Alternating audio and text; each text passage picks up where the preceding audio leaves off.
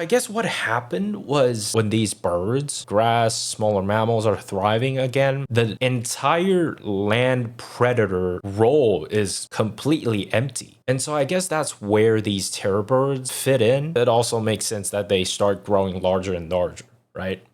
Of all the groups of animals who've ever lived, I'd say there's a fair argument that dinosaurs have been one of, if not the, mightiest to exist. Yeah. And in their heyday, they established a rule that would go unchallenged for over 140 million years, leading to an entire era, the Mesozoic, being nicknamed the Age of Dinosaurs. During this time, no other group of animals was able to come even close to challenging their dominion on land. I actually didn't know it was after that the long. referee stepped in 66 million years ago, in yeah. the form of a giant asteroid, that things finally changed. The asteroid's impact was catastrophic for all life, killing 75%. Wait, even birds? Mammals I get, but birds? Because I was thinking since they're able to fly, I'd assume it's easier to sustain themselves. With insects having a much higher survival rate, I thought birds would actually fare better than mammals. Huh. But dinosaurs were especially affected thanks to their large sizes. And within a short amount of time, all non-avian dinosaurs had vanished from the face of the planet.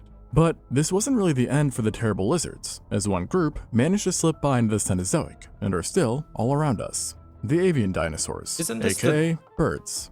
This group of familiar animals are indeed 100% dinosaurs, and specifically belong to the theropod clade, the same to which the T-Rex once belonged to. And today they're found throughout the world and are represented by over 10,000 living species, which is no doubt very impressive. With that said, no living species of bird possesses the same imposing presence that the non-avian dinosaurs once possessed. However, what some may not know is that not long after the demise of the non-avian dinosaurs, there was actually a family of carnivorous theropods that sprung up, which ended up coming alarmingly close to being just as terrifying as their predecessors. And this menacing group of avian dinosaurs primarily resided within South America, and would go on to create a powerful dynasty that lasted for tens of millions of years. And these were the Phorusrhacids. They look like a fuse between an ostrich and a dinosaur. So like a more terrifying version of an ostrich. Over the years, they have more often been referred to as the terror birds, as along with being flightless avian dinosaurs, they were, well, quite terrifying. And each and every member seems to have come equipped with the same starter kit, and that is a relatively giant hooked beak, a tall vertical stance, powerful necks, and razor-sharp talons on the end of their feet.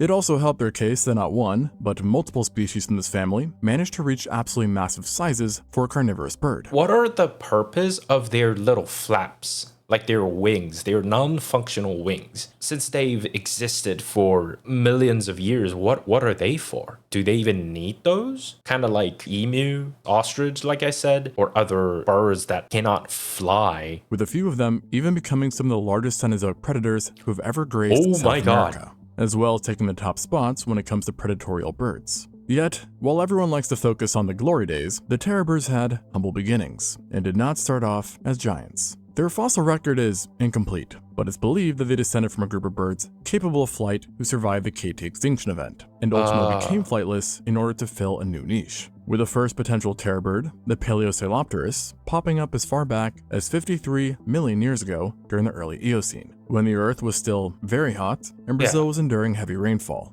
And this primitive terror bird is not only possibly the oldest of its kind, but also one of the smallest and slenderest of the terror birds, with adult specimens only reaching to about 1 meter or 3 feet in height. That is not a small bird. Making it about the same size as a stork. But equipped with long, agile legs, this smaller size did allow the Paleopsilopterus to be very quick and fast, which aided in chasing down prey within the dense forests of Brazil. However, this little guy was not the ecosystem's apex predator just yet, as that title went to the far larger animals in the area, which at the time included a variety of both crocodilians and snakes. The second terror bird to appear didn't have it easy either. And actually, this second bird might have been the first depending on who you ask. As in recent times, new studies have raised questions on the true nature of the Paleopsilopterus, and if it really was a terror bird or something of its own. It would add a whole new layer of mystery to this group, as the next oldest species is actually still unidentified. To be exact, a Tibiotarsus dated to the Middle Eocene, some 43 million years ago in Argentina, has been of late frequently cited as the oldest conclusively proven terror bird, as the bone is an exact match as far as defining characteristics go compared with later, more complete terror birds. Yet, because it is fragmented, no name has been given to it, only that, just like the Paleopsilopterus, this guy was more bird than terror. with an estimated body mass of just 5 kilos or 11 pounds. And actually, it seems like in the beginning, it was actually the terror birds who were the ones being terrorized, as numerous tooth marks in the bone suggest that this little guy was the victim of a vicious attack by a small to medium-sized predator, and possibly the Neolestes, a hypercarnivorous marsupial that lived alongside it, and seems to have been a bit farther up the totem pole. But that said, the mammals would need to savor this win, as their reign in South America was on a timer, as over the coming millions of years, the terror birds would start to slowly power up. And it's actually thought that other birds might have had something to do with this, as there were other carnivorous birds in the area too, which along with the expansion of grasslands, led to a fiery arms race that ramped up fast. And such that by the time the Eocene was coming to a close and the Oligocene had started, the terror birds had already begun to reach giant sizes. I guess, now thinking about it, this is interesting. The way creatures, animals evolved to fill a niche, quote unquote. There is almost like a window of opportunity. Give it enough time, there's gonna be one of the species somehow evolves into another version of them that fills this untapped, I guess, food source? The Physornis, which was also found in Argentina. Sadly, exact measurements of this terror bird are not known as far as height goes, due to the limited remains. But going off what we do have, it's been estimated that the Physornis would have at the very least still taller than the vast majority of humans, while also being quite hefty, weighing up to 240 kilos or 530 pounds, and already making it heavier than the largest living bird of today, the ostrich, and actually more comparable to a grizzly bear than any modern bird. Yeah, and this large weight was not only due to its height, but also due to its bone construction, which was remarkably robust for a terror bird and rendered it among the largest terrestrial predator within its environment, and resulting in the Physornis being among the earliest terror birds to be an apex predator, outsizing both the known snakes and terrestrial crocs in its ecosystem. And with this size increase, we also see the emergence of the terror bird's massive and powerful hooked beaks. They were so sharp and robust that some have referred to their beaks as bolt cutters. So yeah, you do not want to be bitten by this thing. And armed with this absurdity, it's been speculated that large terror birds would have killed prey by basically bringing down their beaks like murderous axes, essentially cleaving through flesh and dealing catastrophic damage with repeated strikes. Other studies have also proposed that terror birds might have had a surprisingly powerful bite as well, which is contrary to earlier beliefs, and a potent ability to kick with their long, robust legs. I mean, if you ever got bitten by a bird, you know that that's true. For their small size, they bite surprisingly hard. So I wouldn't doubt it. Besides the Physornis, there were actually smaller to medium-sized terror birds around as well, including the Andrewsornis, for example, who would not have been tall enough to peer over your head. Though with that said, over time, the trend for terror birds would become clear, and that was that these guys were only getting larger, not smaller, and becoming much more specialized in the inflicting terror part. So I guess what happened was when these birds or smaller mammals or these reptiles that are left over, they're able to survive by, eating insects. That has a much higher survival rate. And I guess when all the damage is kind of being reversed, cooled down a little bit, when grass, smaller mammals are thriving again, the entire land predator role is completely empty. And so I guess that's where these terror birds fit in. So it also makes sense that they start growing larger and larger, right? You can see in the late Oligocene terror bird, the Physornis, which wasn't only a giant as well, but also it evolved an extremely hooked tip on their beak, even for a terror bird, and thus suggesting that it was uncomfortably good at tearing, ripping, and slicing flesh. And somehow, even it, and those that came before, would not be the figurative mountaintop for the terror birds, as that would arguably only come in the preceding Miocene epoch. Even bigger? When the terror birds once again reached new limits in size, and the continent saw the emergence of the family's largest members, as well as the most iconic, the Kelenken and Brontornis. Surprise, surprise, both of these units hailed from Argentina, and likely actually coexisted with each other in life, each holding their own different records amongst the terror birds. Why Argentina? And for the Kelenken, this was height, as adults can measure 3 meters or 9.8 feet tall at the head, which is, by the way, taller than any known horse. Oh my god. This is gonna sound funny and kind of weird, but imagine instead of horses, we're riding these into battle. I mean, a fully armored horse is terrifying in its own way, but this is on a whole nother category, in my opinion. That would be fucking awesome. While also weighing a maximum possibly 300 kilograms or 661 pounds, making it about the same weight as a male grizzly bear. The Brontornis, on the other hand, was not as tall, with adults only being about 2.8 meters or It's still 9.2 feet huge. tall. Yeah, only. They have a very different build now that you put them side by side. I guess the Kelenken looks more like a raptor. They look like they're made to run at high speed. I don't know, they just looked much more vicious. But the Brontornis, what do they do? Had a stockier and more robust build, which made it likely heavier, with individuals weighing anywhere from 770 pounds to 880 pounds, or 350 to 400 kilograms, making it not only the heaviest terror bird, but also the heaviest carnivorous bird of all time, and the fourth heaviest bird to have ever existed, period. There is one problem though, which is that the Brontornis may not have been a terror bird at all, or even a carnivore, which would certainly hurt the terror part. You see, in recent years, certain paleontologists have questioned these old assumptions about it, referencing the lack of its remains, as well as its toe claws, which bear some resemblance to those found in herbivorous birds. And through differing studies, it's been claimed to have instead been a gastrornithiform, a kyriamorph, or even its own thing. Now with that said, there have also been other studies that push back on this and maintain its terror bird classification, citing certain features that the Brontornis possessed, which are seen pretty much exclusively in terror birds, such as the shape of its thoracic vertebrae. So to be honest, until we have more complete remains, who really knows what this mystery bird was? However, if it was a terror bird, what is definitely true is that it was still quite unlike the other kinds, due to its immense weight and its contrasting build, which was opposed to the more nimble skeletons, such as what was seen in the Kelenken.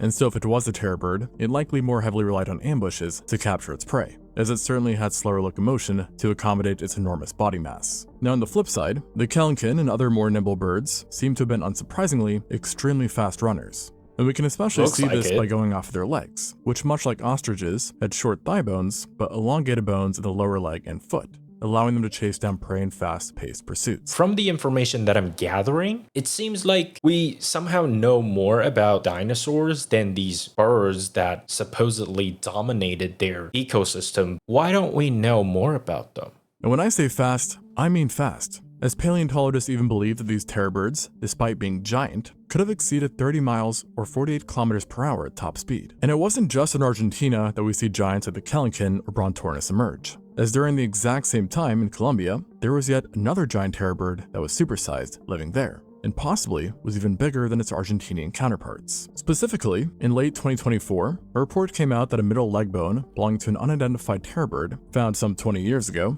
had possibly been attached in life to the largest terror bird ever. The singular bone is all we have, so it's by no means confirmed. But based on its dimensions, it seems that this new species was at the very least bigger than 150 kilos or 330 pounds, and taller than 2.5 meters or 8.2 feet. The only problem is, we're just not sure how much taller or how much bigger, with the most liberal estimates saying that it could have been between 5 and 20% larger than anything seen previously in the family, which, if true, would also mean that terror birds made it to the podium for the top 3 largest birds of all time. What the fuck are these? The middle one looks like an emu. Am I wrong? Also, I always find these birds look very weird when they have this ball of a body with a pretty thick neck. I don't know, probably just me, but my head cannot wrap around how this build works. The raptor, like what's its name? Kelenken? Makes much more sense to me. For a long time, it was actually thought that large terror birds were a bit like chihuahuas, in that they were all bark and no bite, being instead small prey specialists, hunting primitive rodents, reptiles, and smaller mammals instead of megafauna, How do you know? Given how their school was perceived as weak at the time. But the latest research shows that terror birds are probably just fine at tackling small game and large game alike, with there being absolutely no problems. Yeah. And this new, more supported idea stems from the discovery that in fact 2 types of skulls exist within the family members, generally speaking. One being the Silopterine skull type, and the other the terror bird skull type, the latter of which is only seen among the bigger members, and is mainly characterized by being more rigid. And it's this rigidity that allows it to have much higher bite forces, higher stress tolerance, as well as giving it a bit more pecking power, and thus leading to the belief that these giant nightmares were capable of taking down prey larger than themselves. Wait, now thinking about it, you can pretty much latch onto something if you run fast enough, catch up to them, dig your beak in it. The prey themselves would help you tear them apart, pretty much. And also that's probably also why their upper beaks is much more robust and have this hook on them, right? That's cool. And along with their more nightmarish physical traits, the terror birds also evolved another advantage that assisted in their long reign, and that would be their senses. Their eyesight and hearing in particular were quite potent, as shown by studies in their brain cases and skulls. And regarding their eyesight, it is believed that while they did not have as sharp vision as eagles or hawks, they still had by all means excellent vision, and possessed the crucial ability of being able to clearly see prey in both extremely bright areas and dark areas, allowing for a high level of adaptability. Then for hearing, their inner ears were developed in such a way which suggests that terror birds were especially good at detecting low frequencies, which they then could have used to track and locate prey. Rustling? Additionally, their hearing was in fact so sensitive that they could actually hear footsteps of small animals that were completely hidden by undergrowth. Yeah. And it is this fine-tuned sense of theirs which is currently believed to have been one of the main ways terror birds found prey. And so, hearing, eyesight, and all the other physical traits combined allowed the terror birds to become dominant predators for millions of years. And it wasn't just Argentina or Colombia that they would end up dominating, as Brazil and Uruguay also yielded fossils from these monstrosities, with another one of the largest members to exist, the Devensensia, actually hailing from Uruguay specifically. Then, on top of that, it's also possible that this group even made their way to Europe and Africa, being represented by the Eleothornis and Lavocatavis.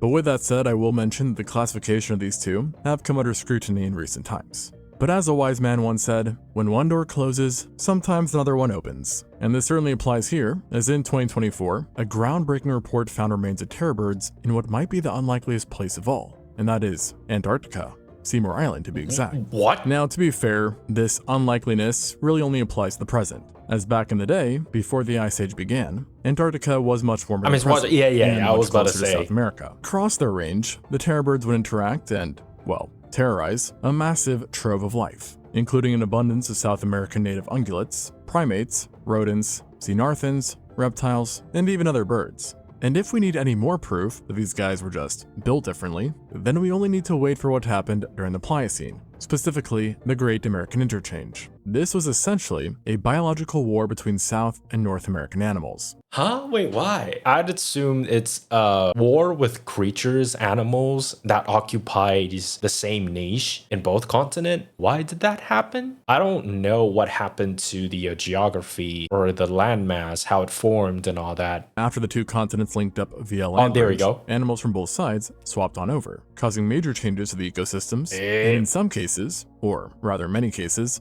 leading to extinctions. And spoiler alert, South America got beat pretty bad, with many of its native animals dying out, while on the flip side, nearly none of them were able to successfully make it to North America. But some did, including the Titanus, a large terror bird. In fact, it was this 2-meter or 6.6 foot genus that was the only large South American predator to successfully establish a foothold in North America, with its remains coming from Texas and Florida, where for millions of years it efficiently competed and coexisted with numerous North American predators, such as saber-toothed cats, canids, bears. That's so crazy to think about, that a massive carnivorous raptor-like ostrich was competing with a saber-tooth or a prehistoric bear. Oh my god. While also successfully hunting North American animals such as equids, northern rodents, endemic ungulates, and camels. Because yes, camels come from North America. That being said, though the Titanus was able to succeed in the face of this event, the Great American Interchange is still viewed as an overall ding to the terror bird's dominance. In fact, it was even once thought to have played a large role in their demise, as the arrival of North American predators in the south was thought to have essentially triggered an unwinnable battle royale for the group. But this idea is now more scrutinized, as while the arrival of small North American omnivores like the procyonids does align quite well with the population decline in southern terror birds, the actual arrival of large North American carnivores during the Great Interchange does not, suggesting that maybe these little buggers were really far more annoying, troublesome, and dangerous for the terror birds. Wait, really? These little fuckers outcompete them? How? Weren't these giant birds hunting for mammals? How do they outcompete them? Perhaps because they ate their eggs. Additionally, what's strange is that the vast majority of terror birds were already seemingly dying out before North American animals even entered the scene, leading to a new idea that it was possibly a factor of multiple things that hit them in, such as climate change earlier on, and then later the competition. In other words, after tens of millions of years of existence, the terror birds were finally dealt bad luck after bad luck. And while we do know that their fall from grace only happened recently, it's hard to say when these guys truly went extinct. and what the final nail was for the group. And for a long time, it was actually thought that the Titanus, the North American terror bird, was really the last of them, disappearing from North America about 1.8 million years ago. But we now know that didn't turn out to be the case, and we now know that much younger terror birds showed resilience to the bitter end, with the youngest verified terror bird for now being to have been the Brazilian Escatornis. It's probably a member lot dated to the smaller late too, right? Pleistocene, who is believed to still be kicking as recent Yep. as 25,000 years ago. However, unlike its glorious ancestors, this guy had shrunk quite a bit, only weighing about 6.1 kilos Yep. or 13 pounds, indicating that the last survivors might have shrunk compared to their earlier forefathers to survive. And what's interesting is that such a recent age found in a terror bird has also reignited the idea that maybe terror birds ended up meeting what is now the most dominant species in South America. Oh. In other words, modern humans. And while not confirmed, another promising leg bone belonging to an unidentified That species would do it. indicates an even more recent expiration date of just 18,000 years, which, if accurate, would mean a fair chance that our kind really did meet the dinosaurs' comeback head on. And who knows, maybe that is where our love for chicken comes from. Wait, I know that is a joke, but when you think about it, it actually kind of makes sense. And so I guess it's again their size that they developed because they can when food is abundant, ended up hindering their adaptability to a new environment. And also another thing now looking back, the big birds just doesn't seem like a good fighting build. They don't have powerful forearms or front limbs, huge canines that can actually tear, rip, and grip all at the same time. So even when they are big birds, they just don't look like they are able to fight a, I guess, smaller size predator that kind of occupies the same niche. But anyways, this has been an interesting video. Again, all new information to me, at least. So I appreciate the request. But like always, the link to the original video will be down in the description. I hope you enjoyed the video. I'll see you next time.